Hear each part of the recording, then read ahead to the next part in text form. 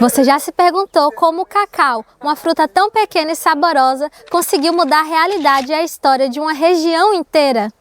É fato que o chocolate conquistou o mundo, mas será que o mundo conhece a sua história?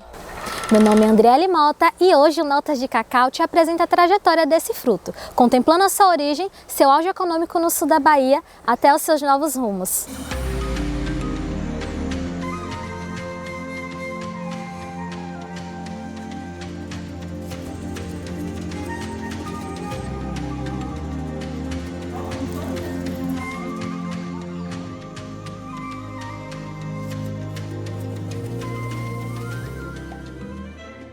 O cacau é originário da região amazônica. No entanto, foi na região da América Central e do México que os povos originários trouxeram a inovação de cultivar e domesticar o cacau.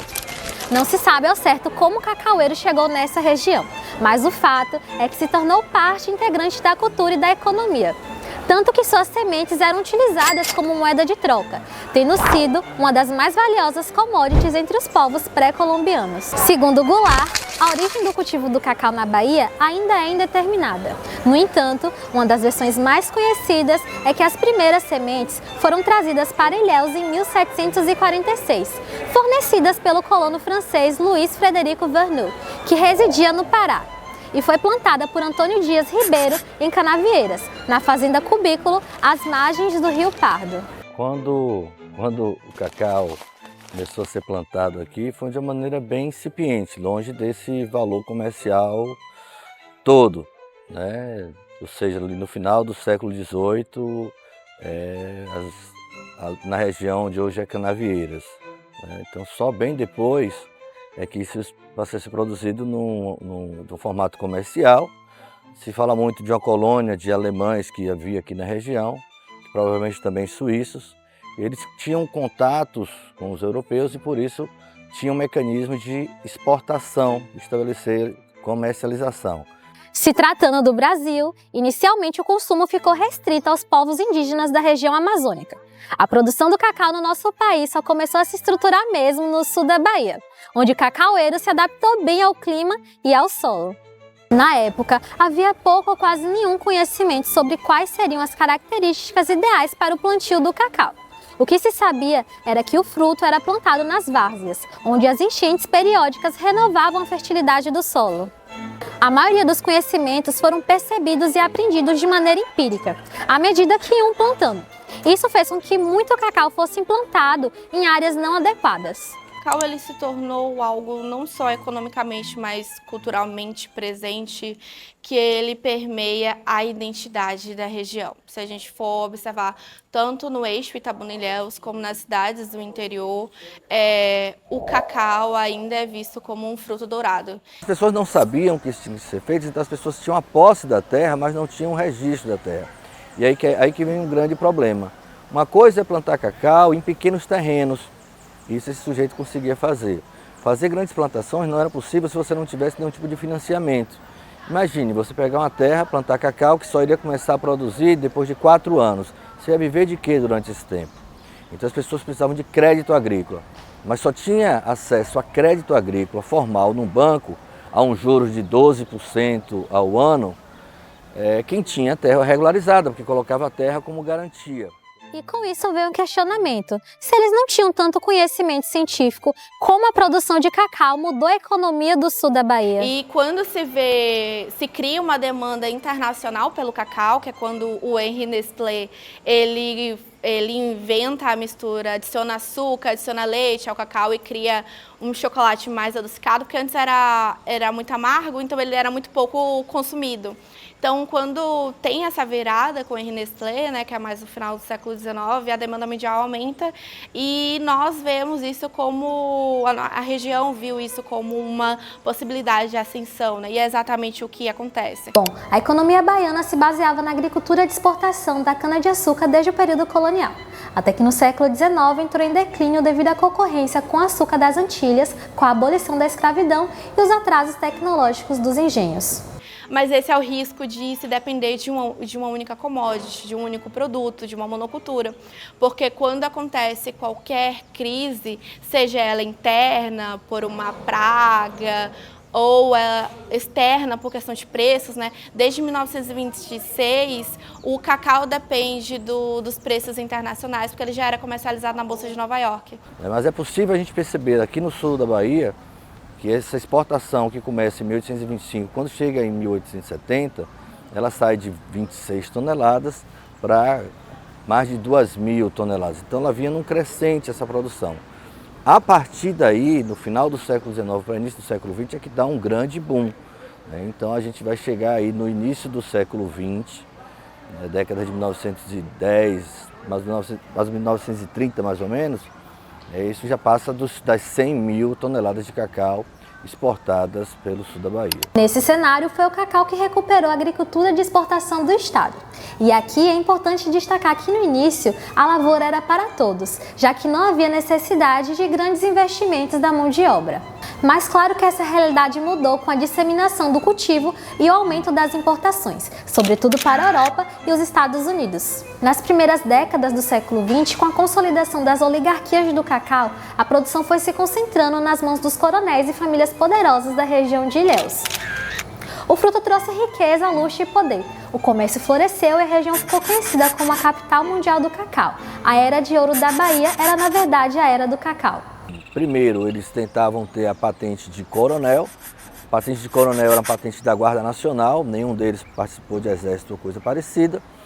E a patente da Guarda Nacional dava o direito do fazendeiro ter guarda pessoal armada. Na prática, jagunços, e que eram fundamentais aqui pelas disputas que existiam. Então, nas disputas políticas aqui, ficou muito notório na década de 10 e 20 em Ilhéus, os adamistas, ligados ao coronel Domingos Adame de Sá, até então tido como um dos maiores fazendeiros de cacau, e o grupo liderado pelo coronel Antônio Pessoa. Esse grupo ficou conhecido como pessoístas.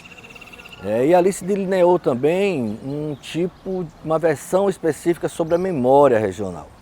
Nas disputas ocorridas nesse período, os adamistas passaram a caracterizar os adamistas como aqueles que nasceram em berço de ouro. Isso porque eram fazendeiros que vinham do século XIX, de famílias antigas proprietárias de escravos.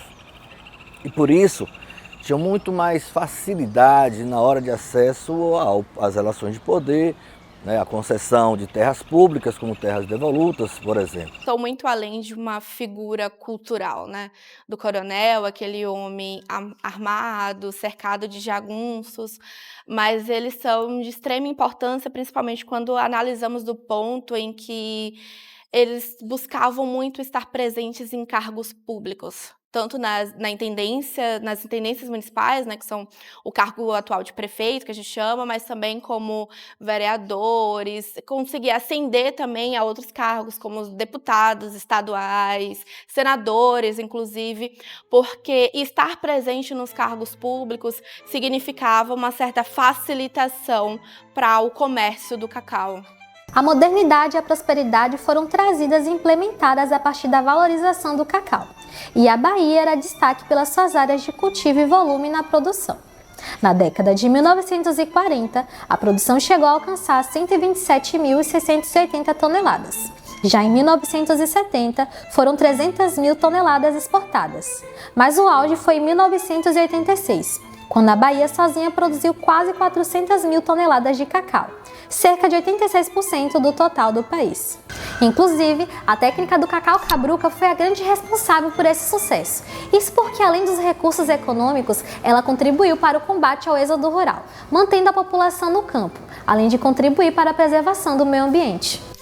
Eu acho que o cacau cabruca é uma das grandes preciosidades que nós temos na região, porque nós conseguimos produzir um fruto de qualidade, que tem competitividade no mercado internacional, mas ao mesmo tempo nós conseguimos fazer isso sem desmatamento, sem agressão ambiental, exatamente por conta do sistema do cacau cabruca, né?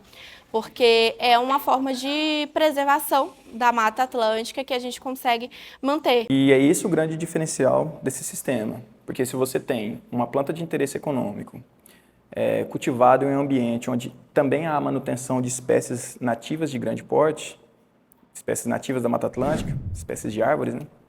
Você tem uma condição, uma estrutura, um microclima que se assemelha mais ao habitat nativo das espécies que estavam ali originalmente. E, portanto, a cabruca, por conta dessa característica de conciliar a árvore, né, o cacaueiro, cultivado sob a sombra de árvores nativas da Mata Atlântica, todas essas condições favorecem a manutenção dessas espécies nesse sistema, que apesar de ser um sistema agrícola, consegue abrigar aí espécies animais e espécies vegetais nativas aqui do sul da Bahia. Para a elite cacaueira do sul da Bahia, no século XX, com a expansão da produção, ficou insustentável depender do Porto de Salvador para escoamento internacional. Desta forma, o Porto de Ilhéus, que existia desde os tempos coloniais, passou por uma adequação, melhorias em seus equipamentos, e teve a sua primeira exportação direta para o exterior em janeiro de 1926. É claro que com isso gerou um debate político a respeito da hegemonia política e econômica, ao sair das mãos de Salvador, transformando Ilhéus em um polo de riqueza. Os embates entre Porto de Ilhéus e o Porto de Salvador persistiram por décadas, tendo Salvador ganhado a luta no braço. Décadas depois, em 1970, foi inaugurado o Porto do Malhado, com uma estrutura mais moderna e capaz de receber navios maiores. Esse projeto sustentou o crescimento da região, permitindo que a Bahia se consolidasse como referência mundial. O fortalecimento desse setor foi tão expressivo que em 1978 a tonelada alcançou o valor de 3.600 dólares. Infelizmente, esse cenário mudou por volta de 1989 com a chegada da vassoura de bruxa, uma doença fúngica causada pelo Monilioptera perniciosa. Esse fungo infecta os brotos e os ramos do cacaueiro, fazendo com que cresçam de forma desordenada e aglomerada, lembrando uma vassoura. Depois as flores e os frutos ficam deformados e os ramos apodrecem e a planta morre. O Brasil, que havia se tornado o segundo maior produtor de cacau do mundo na década de 80, com safras de mais de 400 mil toneladas, teve a sua produção reduzida para cerca de 100 mil toneladas na década de 2000. Mas esse não foi o único impacto. Muitos produtores rurais ficaram endividados e houve danos ambientais sérios, já que no sistema cabruca, o cacaueiro precisa de sombra, por isso árvores grandes e nativas como jequitibás eram mantidas nas fazendas. A partir da vassoura de bruxa, então, o que nós vimos foi um esforço dos órgãos existentes, como a CEPLAC, por exemplo, de criar alternativas, né? Novas espécies, cacau híbrido, né? Clonagens, para tentar desenvolver espécies que fossem resistentes. A importância do manejo, né, isso chamou muita atenção para isso, a necessidade de cuidar das plantações de forma a não deixar a doença se expandir. Com a crise, as plantações de cacau foram substituídas por café e pastagens, culturas que não exigem sombra, levando à retirada das árvores nativas e aumentando o desmatamento da Mata Atlântica. O que nós vimos também foram muitos fazendeiros deixando de lado as plantações de cacau e desmatando. De outro lado, alguns outros preferiram manter e produzir no cacau cabruca, que garante a permanência de parte da vegetação da mata, necessitando de sombra. Ainda hoje, esse problema não foi totalmente resolvido. As plantas saudáveis ainda convivem com as plantas doentes. Isso comprometeu a produtividade e fez com que a Bahia fosse superada pelo Pará como principal estado produtor do país. A nível mundial, em 2020, o Brasil registrou uma produção total de 250 mil toneladas, ocupando apenas o 7º lugar no ranking mundial. Nada tem tanta magnitude, nada tem tanto preço e rentabilidade quanto o cacau. Então, eu acho que uma saída, que inclusive é que a doutora Adriana, do Centro de Inovação do Cacau, aponta, é da gente preparar o nosso produtor, principalmente o pequeno e médio, que tem muito pouco acesso a crédito e tem muito mais dificuldade de acesso a crédito. Preparar esse pequeno e médio produtor para conseguir produzir o próprio chocolate. Porque qual é a nossa questão? Nós produzimos muitas amêndoas, mas nós exportamos nossas amêndoas e nós só utilizamos 9% do fruto do cacau, né? Isso é muito pouco. E existem outras produções, não só envolvendo chocolate, mas produtos farmacológicos que nós poderíamos estar aproveitando o resto do fruto do cacau, né? Uma diversidade de produtos. Mas para isso, o pequeno e o médio produtor, ele precisa de incentivos fiscais, ele também precisa de formação. E aí eu vejo a importância de pesquisas como a do Centro de Inovação do Cacau. Eu acho que é muito interessante esse movimento que a gente está vendo de hoje, né, já tem algum tempo, né, da gente não apenas exportar amêndoa, a gente produzir o cacau, desenvolver técnicas, isso tem garantido que a gente possa consumir um cacau de qualidade produzido aqui. E essas marcas são interessantes, né? Produzido aqui no sistema Cabruca, com com uma taxa menor de desmatamento. Então eu acho muito interessante a permanência. Nos últimos anos, o cacau do sul da Bahia vem ganhando ainda mais reconhecimento por ser um produto muito especial que gera economia com a conservação da biodiversidade. Dessa forma, os poucos fragmentos remanescentes de Mata Atlântica no sul da Bahia estão em unidades de conservação ou no sistema Cabruca. Mais do que uma herança histórica, a Cabruca é um ecossistema único e diversificado, reconhecido como símbolo de resistência e inovação, capaz de conciliar conservação, geração de renda e segurança alimentar para as famílias agricultoras. Assim, o cacau baiano se projeta para o futuro como um produto de qualidade diferenciada, associado à construção de um modelo de desenvolvimento sustentável para a região. E é claro, gostou desse episódio? Não esqueça de curtir, comentar e compartilhar para saber mais sobre a história desse fruto que transformou a economia e a identidade do nosso estado.